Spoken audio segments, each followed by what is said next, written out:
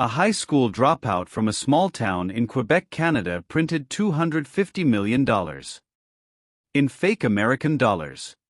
The bills were so perfect that the Federal Reserve couldn't tell the difference without laboratory analysis. He wasn't a chemist. He wasn't a government agent. He never spent a day in university. And when the Secret Service finally caught him, he didn't beg. He didn't cooperate. He made the United States government an offer they couldn't refuse. And they took it. This is the story of Frank Barasa, the most successful counterfeiter in recorded history, and the man who walked out of court with a $1,300 fine. November 2008. Frank Barasa has been staring at the same $20 bill for 47 consecutive days. He knows the placement of every microprint letter along Andrew Jackson's collar. He's memorized the precise angle at which the numeral in the lower right corner shifts from copper to green.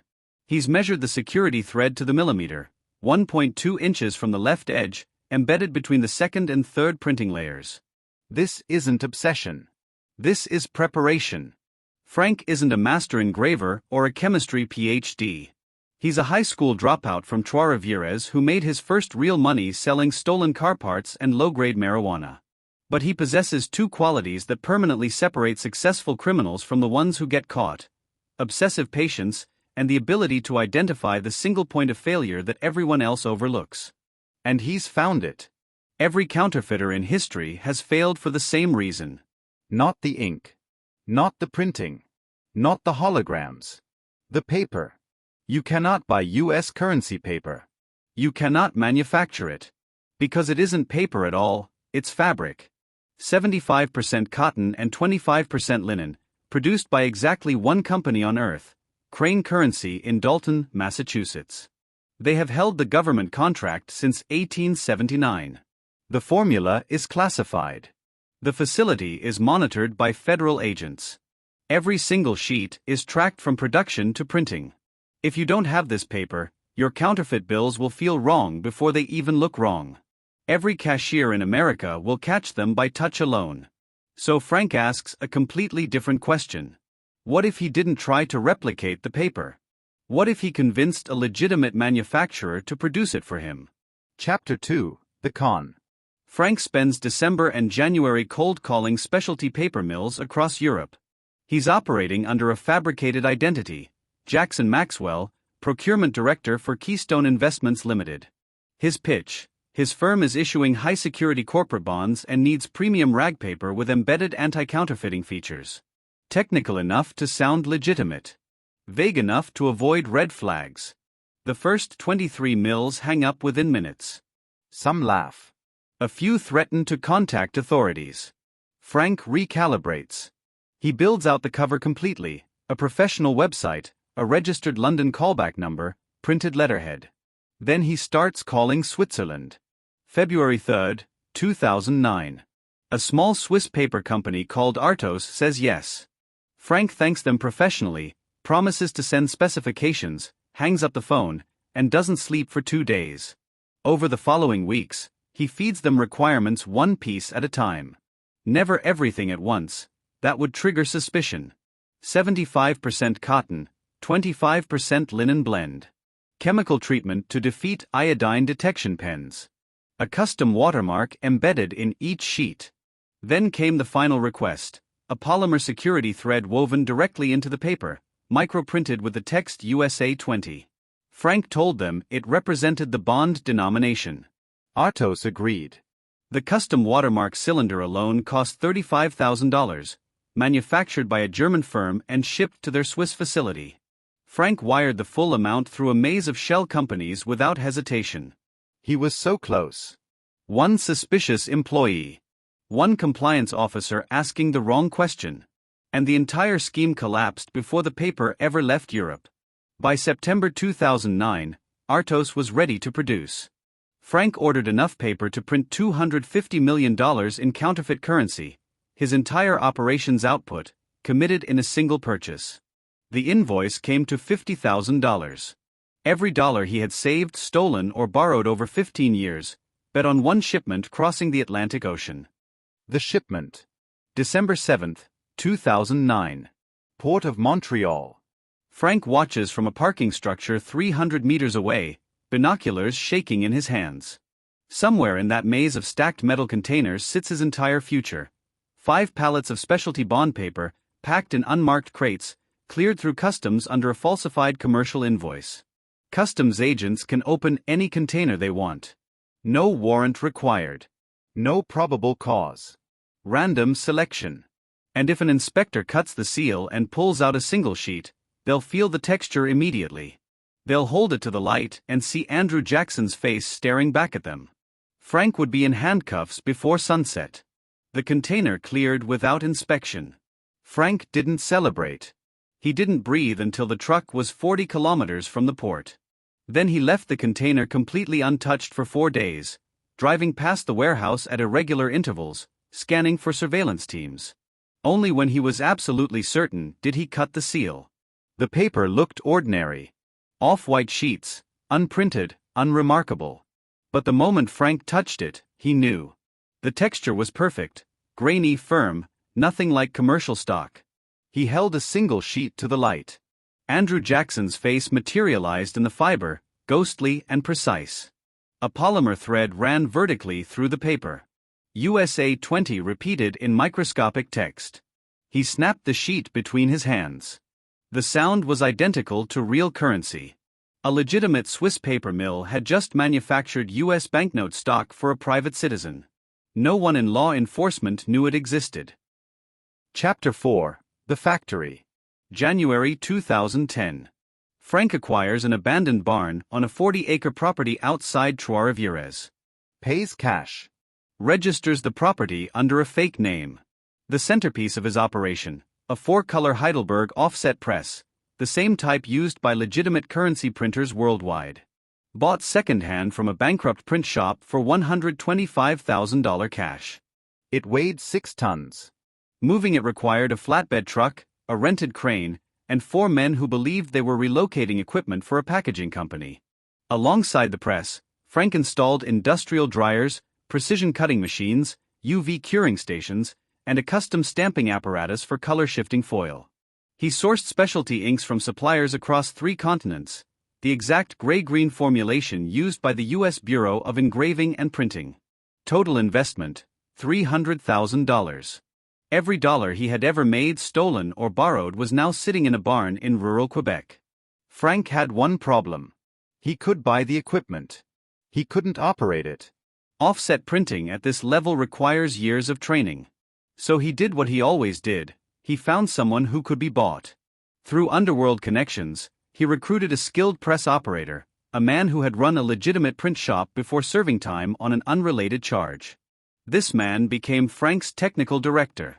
The first test runs were disasters. Colors too saturated. Registration off by fractions of a millimeter. Security features misaligned. Frank burned every failed sheet and started over. For 3 months, he printed nothing but garbage. $300,000 invested, and he couldn't produce a single usable bill. Then, in April 2010, the Heidelberg produced its first perfect $20. Frank held it next to a genuine note. UV lamp. Iodine pen. Magnifying loupe. Microprint check. The watermark was flawless. The color-shifting ink transitioned from copper to green at exactly the right angle. The paper snapped correctly. The weight was identical. It passed every detection test he could find. By December 2010, Frank had printed 12.5 million counterfeit $20 bills.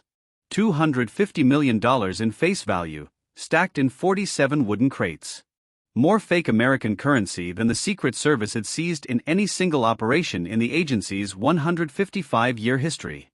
And Frank didn't spend a single one. This is the difference between amateurs and professionals. Amateurs pass fake bills one at a time at gas stations and get caught within weeks. Professionals become wholesalers. They sell bulk counterfeits to criminal organizations at a steep discount, let someone else absorb the distribution risk, and collect clean money in return. Frank's rate was 30 cents on the dollar. For every $1 million in fake bills, $300,000 in real, untraceable cash. Between 2010 and 2012, Frank moved approximately $50 million in counterfeit currency. His personal cut, $15 million in legitimate cash, flowing into offshore accounts in Panama and the Cayman Islands. He changed nothing about his life. Same apartment. Same truck. He just quietly stopped selling marijuana. Why risk a drug charge when you're sitting on millions? Chapter 5. The Checkmate. March 2012. A bank teller in Las Vegas notices something impossible: 11 $20 bills in a single deposit with identical serial numbers. Not Frank's bills. He never duplicated. But someone in his distribution chain had been running their own copies from his originals, and they made the one mistake Frank had spent years engineering around. The Secret Service opened a formal investigation. They called it Operation Sunset. Initially, analysts suspected a foreign government. The quality was too high for any known criminal enterprise. These weren't basement fakes, they were supernotes, the kind that required state resources to produce. Then Canadian authorities seized an identical batch in a Montreal drug raid. The trail pointed north, and a joint task force formed between the Secret Service and the Royal Canadian Mounted Police. By late 2012, they knew the operation was in Quebec. They just didn't know the name. Then one of Frank's 3 wholesale buyers was arrested on unrelated charges. The price of his freedom: delivering the source of the supernotes. May 14, 2012. The Bungalow. 12 agents. 3 U.S. Secret Service operatives. Flashbang grenades. Frank face down on the carpet, wrists zip-tied. A Secret Service agent leans in and says 4 words. 60 years. Supermax prison. Frank asks for a lawyer and stops talking entirely. For 18 months he sits in a Montreal detention facility, calculating something no one else understands. Because here is what the government hasn't grasped yet: they recovered less than 2% of his total output. The remaining $200 million in supernotes, bills so perfect the Federal Reserve couldn't detect them without a laboratory, were hidden in a location only Frank knew. If he went to prison, that money would surface. His associates would sell it. It would flood currency markets across Asia, Europe, and the Americas. The damage to confidence in the US dollar would be catastrophic. Frank understood this. And more importantly, he understood that the Secret Service understood this too. From his cell, he drafted a proposal. He would reveal the location of every remaining counterfeit note and surrender his backup printing plates. In exchange, charges reduced to a single minor count under Canadian law, sentence limited to time served, U.S. extradition request formally withdrawn. His lawyer read it and told Frank he was delusional. The government doesn't negotiate with counterfeiters. Frank smiled and said the government has never dealt with a counterfeiter who can threaten their currency supply from inside a prison cell. December 2013. A conference room at the Palais de Justice in Montreal. 4 attorneys. The U.S. Assistant Attorney laughs when the offer is presented. Calls it absurd. Says the United States does not capitulate to blackmail. Frank calmly explains that $200 million in undetectable counterfeit currency sits in a location known only to him. If he's extradited, that money stays hidden. His associates will eventually retrieve it and sell it to the highest bidder. Within 18 months, those supernotes flood global markets. The damage to confidence in the dollar will far exceed whatever satisfaction the government derives from imprisoning him. The U.S. attorney stops laughing. Negotiations run for 6 weeks. By January 2014, a deal is signed. Frank pleads guilty to a single count under Canadian law. His sentence: time served. 6 weeks total from his initial arrest. Fine: $1,300. The United States formally withdraws its extradition request. January 31, 2014. Frank, now legally a free man, is escorted to an abandoned motel parking lot outside the city. He directs agents to a rusted box truck in the corner. An RCMP sergeant hands him bolt cutters. Frank snaps the padlock and swings open the doors. Floor to ceiling.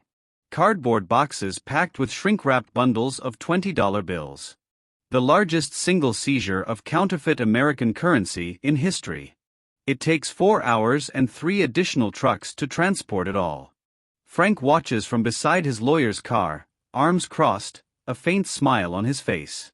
2 months later, Frank Barasa pays his $1,300 fine in cash, real cash, and walks out of a Montreal courthouse a free man. Reporters ask if he has any regrets. Frank shrugs. Says he's already consulting with security firms on anti-counterfeiting measures.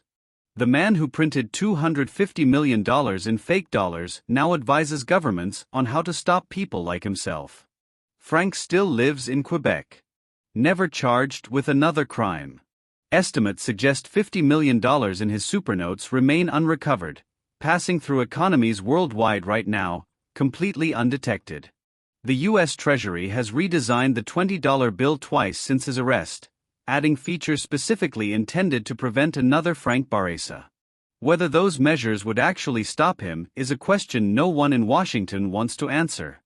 Thank you so much for watching. Make sure to like and subscribe for more interesting stories.